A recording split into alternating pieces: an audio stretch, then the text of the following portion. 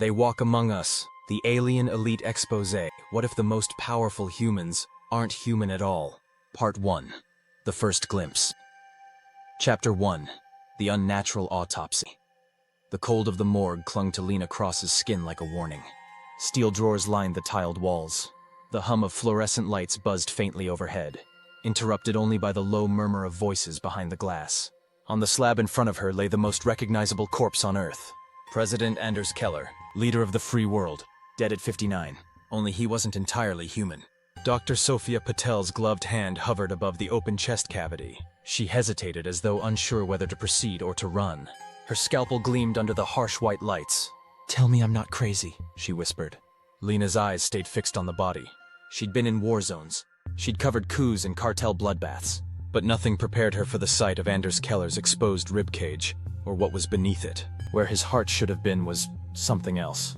Flesh, yes. Organic tissue, but threaded with filaments that shimmered like liquid metal, branching into arteries that pulsed faintly, even now, hours after declared death. "You're not crazy," Lena replied, "but the world's about to be." Patel exhaled, fogging the inside of her visor. "I shouldn't have called you." "You trust anyone else with this?" Lena asked, pulling out her recorder. The digital device looked ordinary enough. It wasn't. Military-grade encryption. Hidden transmission uplink. She'd seen enough whistleblowers disappear to learn caution. Patel said nothing. She peeled back the layers of tissue around the heart, or whatever replaced it, and revealed more of the alien architecture winding through Keller's insides. It looked grown, not built. Like biology had been upgraded. "How long?" Lena asked. "Since the collapse?" 4 hours, Patel replied. "Since whatever this is?" "God knows." His medical records were clean. No surgeries, no implants. Lena zoomed in with her phone camera. The images alone could end governments. Or start wars. Her hands didn't shake. "Not yet." "Show me the brain," Lena demanded. Patel hesitated. "You'll wish I hadn't." The mortician adjusted the overhead rig. With clinical precision, she unlatched the cranial plate, folding back bone and skin to reveal the exposed brain matter. Lena took a step closer. Her breath caught. The human brain had sulci folds and ridges mapping its complex terrain. Keller's did too, but woven between the folds were dark, iridescent structures, like microscopic wires. They pulsed faintly, almost breathing. Neural lace, biological circuitry, integrated seamlessly into gray matter. "Jesus," Lena muttered. "Not Jesus," Patel said grimly. "This is beyond human." The morgue door buzzed. Both women froze. Through the glass, a man approached. Dark suit, military posture, eyes that missed nothing. He raised his badge against the window. General Marcus Holt, chairman of Joint Chiefs. The president's right hand, now the nation's fist. "They're early," Lena whispered. Patel's face paled beneath her visor. "I didn't tell them. You didn't have to. They monitor everything." Lena slid her phone into her jacket, careful, discreet. She tapped the hidden side button. "Data encrypted. Auto-upload initiated." Even if they took her, the images were out. Holt entered, flanked by 2 grim-faced MPs. "Dr. Patel," Holt greeted coolly. His eyes flicked to Lena. "Ms. Cross, I thought we revoked your White House clearance." "You did," Lena replied evenly. "But I go where the story goes." Holt approached the body. His expression remained unreadable as his gaze swept over the open chest cavity, the modified heart, the unnatural brain. He didn't look surprised. Patel broke the silence. "General, what is this?" Holt straightened. His voice was calm, authoritative.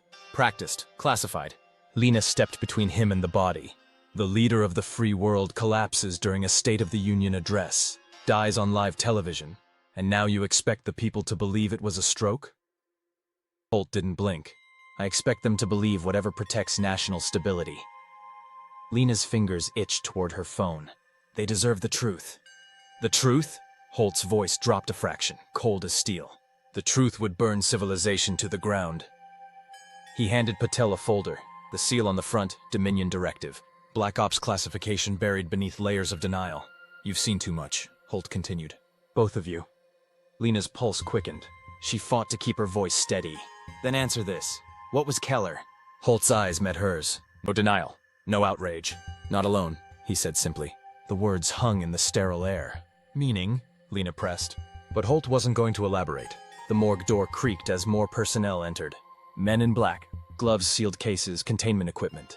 "Dispose of the body," Holt ordered. "Level 7 protocol." Patel stiffened. "You're erasing evidence." "Protecting the species," Holt corrected. He turned back to Lena. "You'll bury this story." You know I won't. A faint smile tugged at the corner of his mouth. Then understand the rules of the new game. He gestured. The MPs moved in. Lena's options evaporated. But she wasn't leaving empty-handed.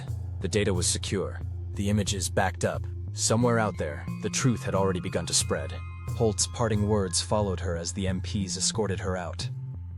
They walk among us, Ms. Cross. And they always have. Outside, the wind howled across the darkened streets of Washington. Inside her jacket, the recorder pulsed faintly, uploading forbidden files into the digital abyss. Lena Cross had seen the impossible. The only question now was how long before the world did too, and what would happen when they did. Chapter 2. The leak that never should have happened.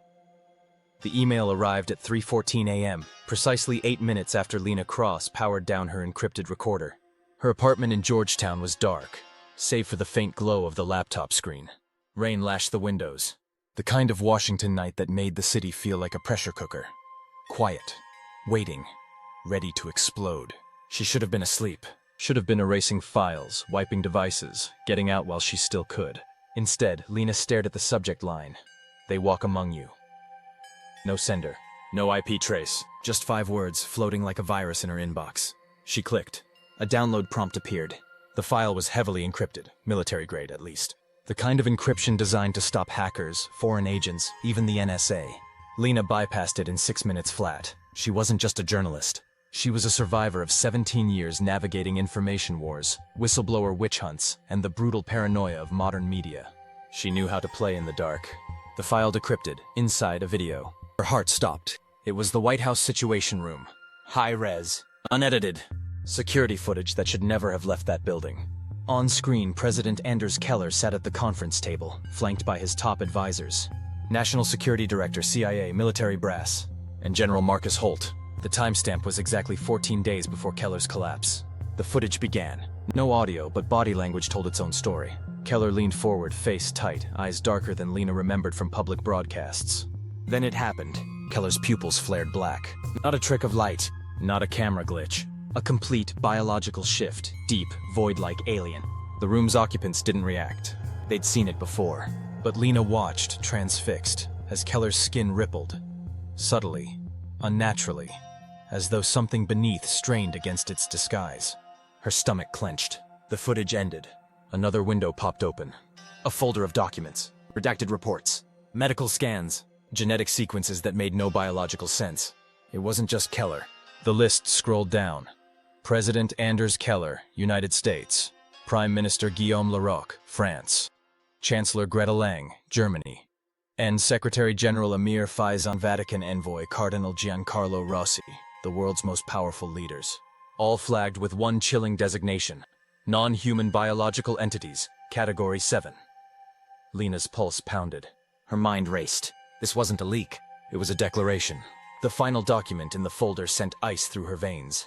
It was a personnel file. Old grainy photo, faded university records, scientific publications. Dr. Callum Voss, former geneticist, MIT DARPA contractor, disappeared 3 years ago after blowing the whistle on covert DNA experiments. Labeled compromised asset, terminated. Except Lena knew Voss wasn't dead. She'd been hunting his ghost for 2 years. A message pinged in the corner of the screen. Text only, no sender. The body is only the beginning. Find me. Trust no one. Coordinates followed. Geneva, Switzerland. The World Health Summit. Of course. International leaders, geneticists, policymakers, all under one roof. And if Voss was there, risking everything to blow this open. The room seemed to close in around her. The rain outside intensified, hammering against the glass like warning shots. She reached for her phone. Burner line. Only one person she trusted for this. It rang once before a familiar voice answered, dry as ever. Cross. Either it's Pulitzer-worthy or I'm going back to sleep. It's bigger than Pulitzer, Lena said. I've got Keller's autopsy, classified footage, genetic data that rewrites everything. A pause. Source? Anonymous, but it's him, Voss. The voice sharpened. Alive? Alive. And scared enough to risk sending this. You're compromised already, you know that. I was compromised the moment I saw what was inside Keller. Another pause. Where? Geneva. The line crackled faintly. Government trace algorithms sweeping the networks. You'll never make it through Homeland. The voice warned. Lena stared at the screen, heart steady now. The choice had already been made. I'll find a way. She ended the call. The rain battered the window as she encrypted the files, triple-layered the storage, and uploaded them to her offshore vault. The world was about to wake up to the impossible. And if Lena Cross was right, the most powerful humans on Earth weren't human at all. She closed the laptop and started packing. Chapter 3. DNA from Another World. 3 years earlier. Geneva, Switzerland. The centrifuge hummed softly in the sterile lab as Dr. Callum Voss leaned over the microscope. Eyes bloodshot, hands trembling. He hadn't slept in 36 hours. He wouldn't sleep again for weeks. What he was seeing didn't belong on Earth. The blood sample under his lens wasn't ordinary. It had arrived by diplomatic courier, marked for his eyes only, wrapped in layers of bureaucratic secrecy. World leaders, private contractors, even the military had fought to bury this sample. But the wrong person had sent it to Voss. Or the right one, depending on whether you wanted the truth or to survive. He adjusted the focus, magnifying the helix. Human DNA coiled like a familiar staircase. But threading through it, laced into the very building blocks of life, were segments that defied categorization. Extranucleotides, impossible protein structures, biophotonic signatures that pulsed faintly under ultraviolet light. Voss sat back, heart pounding. The implications crashed through his mind like a tidal wave. This wasn't a mutation. It wasn't a virus. It wasn't bioengineering. It was extraterrestrial. The sample had come from the President of the United States. And it wasn't the only one. The room felt colder suddenly. The lab's reinforced walls, government-funded security systems, and biometric locks didn't feel so reassuring anymore. They'd kill for this. They had killed for less. Voss reached for the encrypted tablet beside him.